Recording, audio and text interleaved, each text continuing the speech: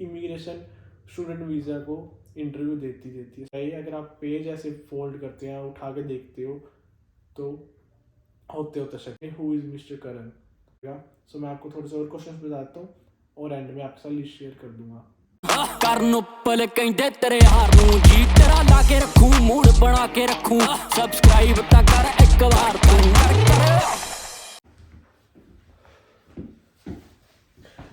सो hello New Zealand और India वालों को मेरी तरफ से नमस्ते। Hope you are doing well. और नए दिन के साथ नई शुरुआत आज हो चुकी है और अच्छी शुरुआत होए।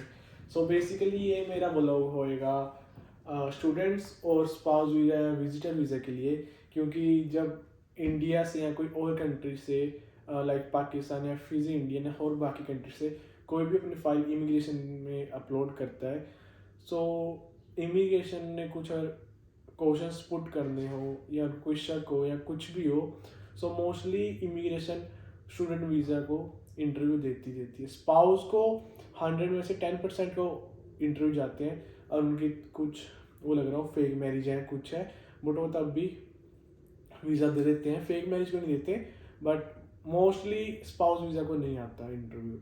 सो इंटरव्यू आता है ओनली स्टूडेंट वीज़ा पर। और बेसिकली उनको सबसे ज़्यादा आता है जिनका लेवल छोटा होता है, लाइक 6 लेवल 7 लेवल, क्योंकि वो कोई +2 के बाद आ रहा है या कोई डिप्लोमा करने आ रहा है, सिंपल डिप्लोमा, या कोई बिल्कुल ही 4 या 5 लेवल पर आ रहा है, +2 पर है कुछ भी।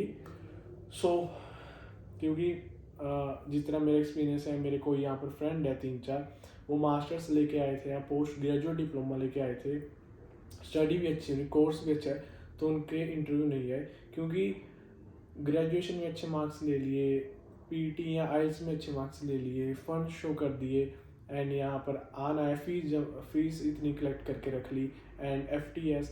सो इमिग्रेशन इतना डाउट नहीं करती हायर स्टडीज़ के लिए, बट उनको भी कभी कभार अगर उनका रेलिवेंसी ना बन रही हो अपने कोर्स के साथ, क्योंकि अगर आपने BA कर रही हो और आप यहाँ पर आकर कर रहे हो कोई MCOM वगैरह मैनेजमेंट या कोई हाई लेवल की जैसे कर रहे हो, क्योंकि कॉलेज ने तो आपको ऑफर लेटर प्रोवाइड कर ही देनी है, प्राइवेट कॉलेज ने उन्होंने तो दे देनी है कि स्टूडेंट आए हमारे पास।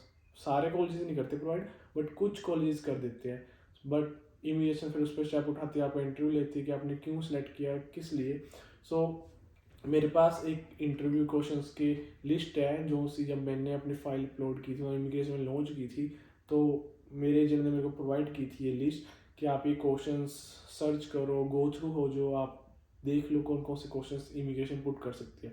सो आपके साथ मैं आज ये 5-6 पेजेस शेयर भी कर दूंगा वीडियो में क्वेश्चंस के ऊपर। सो मैं थोड़ा बहुत बता भी देता हूँ इस वीडियो के अंदर। सो पहले जो स्टार्ट करते हैं इंटरव्यू, सो आपसे नाम वगैरह पूछते हैं, सिक्योरिटी क्वेश्चंस पूछते हैं, एंड हाय हेलो सब ऑल, एंड उसके बाद आते हैं वो इंटरव्यू के ऊपर। मिक्स लिस्ट है, कोई क्वेश्चंस पहले पूछ सकता है, कोई बाद में पूछ सकता है, कोई नहीं पूछ सकता, कोई इससे एक्स्ट्रा ही पूछ सकते हैं। सो मैं आपको बताता हूँ facts about New Zealand.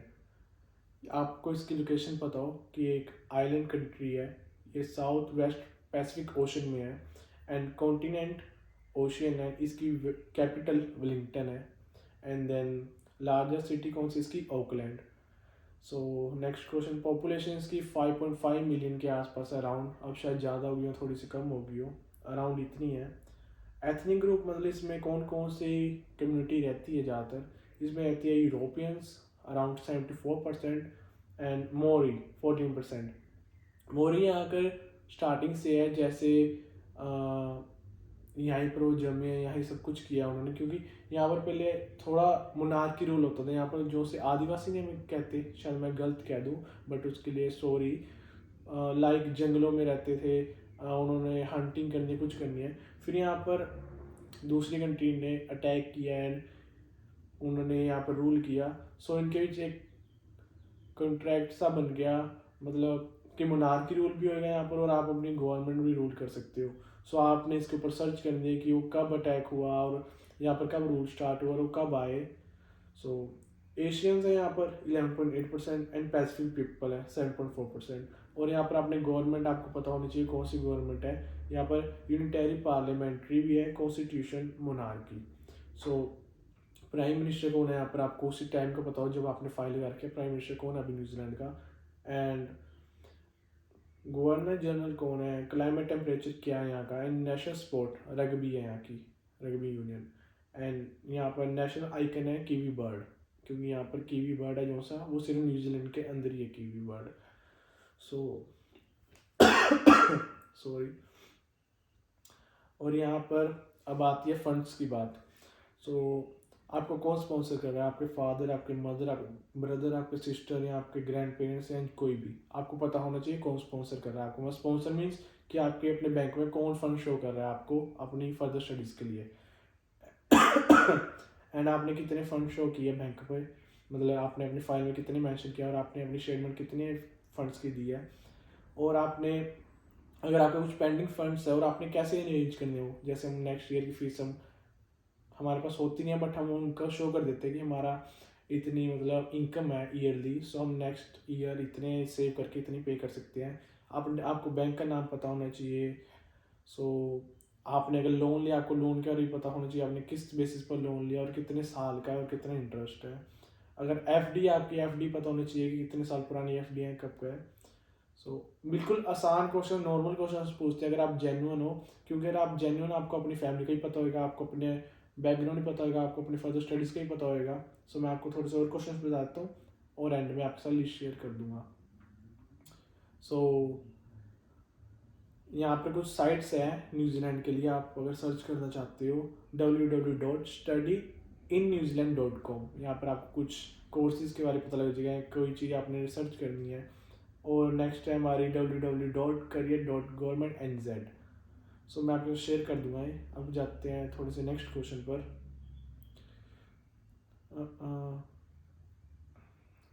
Next question है हमारे आइडेंटिफिकेशन, जो से हमारा सबसे पहला राउंड होता है। हमारा full name, age, date of birth, email ID, place of birth and passport number, issue of passport date, expiry date and pin code of city, mobile number and अपना ईयर पता होना चाहिए, हमने 10th कौन सी year में की, +2 कौन सी year में की, अगर ग्रेजुएट है हम कौन से ग्रेजुएशन हम कौन सी ईयर में की। एंड देन हमें सब्जेक्ट्स भी पता होना चाहिए कि हमने कौन सी क्लास में कौन से सब्जेक्ट्स लिए थे।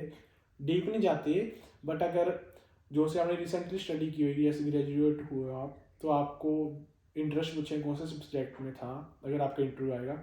जैसे आपने सोशोलॉजी बोल दी, फिर आपको उसके लिए 2-4 क्वेश्चन पूछने हो कि सोशोलॉजी में क्या पढ़ाया जाता है, क्या पढ़ते हो और किसके ऊपर होते हैं सोशोलॉजी, लाइक सोसाइटी के ऊपर। एंड सो आपने अपना मेडिकल डेट आपको पता होना चाहिए, आपको मेडिकल कब हुआ न्यूजीलैंड के लिए, पीसीसी पता होना चाहिए, एजेंट का नाम पता होना चाहिए, उसका एड्रेस पता होना चाहिए, आपको अपने आइल्स बैंड पता होना चाहिए, अगर आपने पीटी करी तो आपको पीटी का स्कोर पता होना चाहिए और डेट पता होनी चाहिए उसकी। और अगला है हमारा फैमिली रिलेटेड क्वेश्चन। हमारे पासपोर्ट में मेंशन होता है हमारे फैमिली, जो हम डॉक्यूमेंट लगाते हैं इमिग्रेशन की फाइल में, उसमें हमारी फैमिली डिटेल मेंशन होती है। वो पूछते हैं कौन कौन है आपकी फैमिली में, आपके फादर नेम, मदर नेम, उनकी एज, उनका डेट ऑफ बर्थ और आपका ऑक्यूपेशन पूछेंगे, आपके फादर का, मदर का, आपके मटर्नल ग्रैंड पेरेंट्स नेम पूछेंगे, पैटर्नल ग्रैंड पेरेंट नेम पूछेंगे, क्योंकि वहाँ पर आपके जब आपकी मदर या फादर का पासपोर्ट लगता है आपके साथ, एक आइडेंटिटी लगती है आपके फैमिली की। सो उस पर लिखा होता है जैसे मेरे ग्रैंड पेरेंट्स का नाम मेरे फादर के पासपोर्ट में मेंशन है। सो वहाँ से रीड कर लेते हैं कि अगर जनरल स्टूडेंट होगा तो इसको पता होगा कि इनके ग्रैंड पेरेंट्स का नाम क्या है। सो अगर जैसे आपके कोई दादा दादी है या कोई नाना नानी है आपके, उन्होंने पासपोर्ट आपके नहीं मतलब आपके पेरेंट्स के पासपोर्ट और उनका नाम पढ़ दिया, वो सीधा डायरेक्ट पूछ सकते हैं उनका नाम डालकर, कि जैसे किसी का नाम करण है, किसी दादा है, कोई दादी है, कुछ भी है, वो सीधे पूछ लेंगे हु इज़ मिस्टर करण। सो आपको उसका डायरेक्ट क्वेश्चन का आंसर देना है कि मेरे ग्रैंड पेरेंट हैं जो भी। सो नेक्स्ट क्वेश्चन है हमारे एजेंट के ऊपर कि आपकी एजेंट की नाम कौन सी, उसकी एजेंसी नेम क्या है, वो कहाँ पर है, उसकी प्लेस और कब से काम कर रहे हैं, उनके पास लाइसेंस है नहीं है। और उसके नेक्स्ट क्वेश्चन आते हैं हमारे एकेडमिक्स A to Z, कि आपका गैप है, क्यों है, अगर नहीं है तो बढ़िया बात है। और आपने अगर वर्क किया कहीं पर, आपको उसकी एजेंसी का भी नाम पता होना चाहिए, आपको उस कंपनी का नाम पता होना चाहिए और आपके पास एक्सपीरियंस लेटर भी होना चाहिए कि आपने हाँ काम किया, और आपके पास स्टेटमेंट भी होनी चाहिए कि आपके अकाउंट पर उसकी सैलरी भी आई है।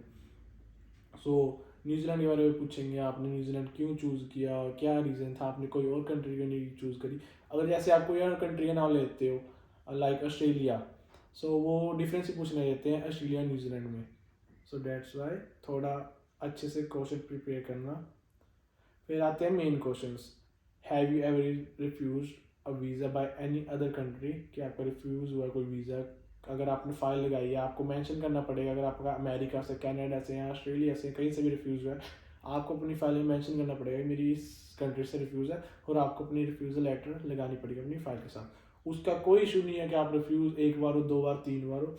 अगर आप न्यूजीलैंड के लिए एप्लीकेबल हो तो आपको न्यूजीलैंड वीज़ा इशू कर देगी, उसको नहीं लेने देना आप कौन सी कंट्री से कितनी बार रिफ्यूज़ हुए हो।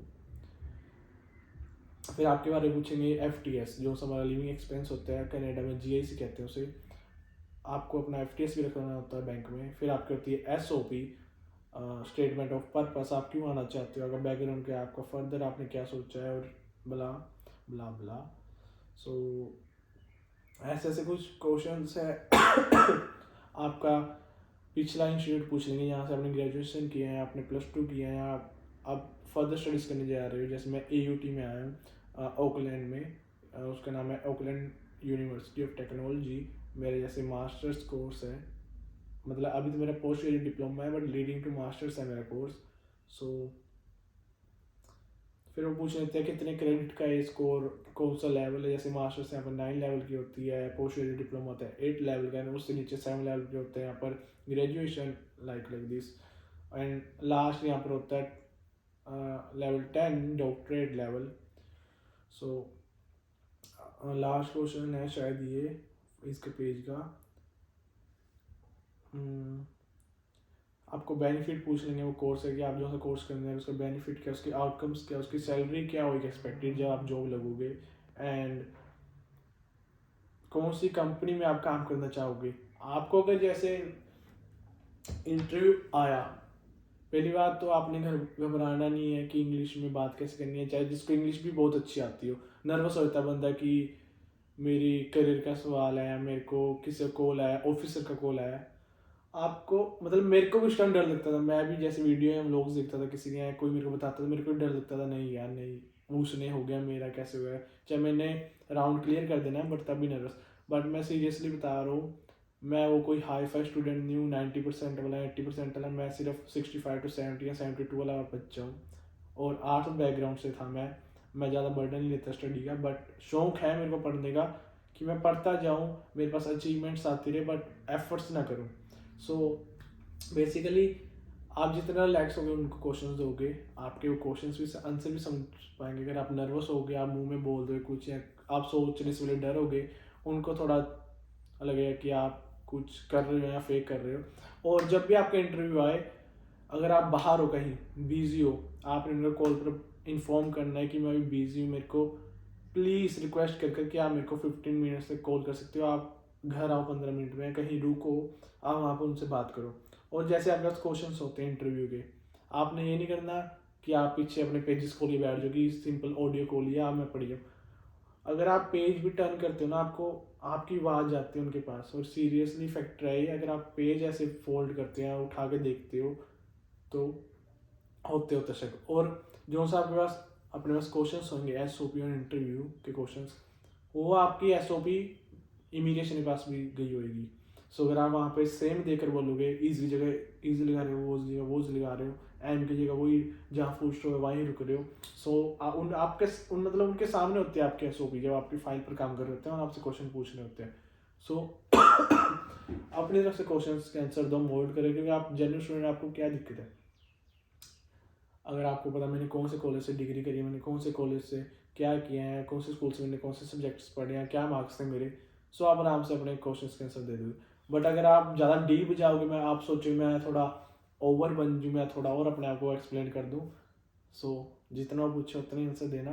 बाकी मैं अब वीडियो के एंड में ये 4 to 5 पेजेस है इंटरव्यू क्वेश्चन के, मैं आपको शेयर कर दूँगा इसके साथ। और अगर कोई भी दिक्कत हो, कुछ ही पूछना हो, मेरे को कमेंट डाउन कर सकते हो मेरे चैनल पर। और अगर आपने अपनी प्राइवेसी रखनी है तो आप मेरे को डायरेक्ट ईमेल पर भी कर सकते हो, मेरी डिस्क्रिप्शन में आईडी होगी ईमेल की, इंस्टाग्राम की, और बाकी सब आप मेरे को उस पर डायरेक्ट मैसेज कर सकते हो।